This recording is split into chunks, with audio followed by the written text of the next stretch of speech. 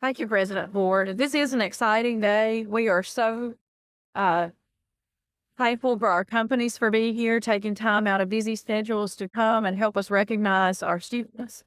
We are appreciative of parents and family members and friends being here as well. We're super proud of our students. This is a competitive program. This program has been in existence for 8 years now, and it's gotten more and more competitive every year. Not every student is selected. So students, be proud of yourselves and this wonderful opportunity that's being placed before you. And parents, I hope you're proud as well. We want to take time to recognize each student, each company, and students, if you'll come forward as I called your names, multiple students at companies, if you'll all come together at once, we'll do one at a time and then a group photo. And as you come forward, we'll sign at the table and then take a photo.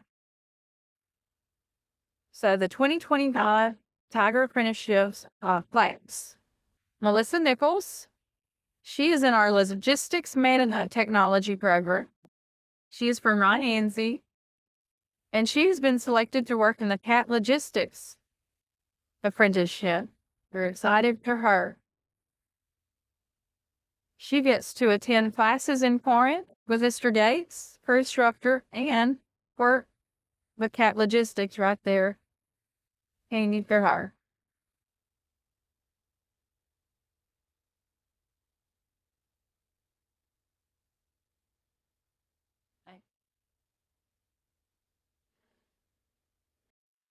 I'd like to point out that this is a wonderful partnership that we have with Accelerate Mississippi, providing the funding for this program.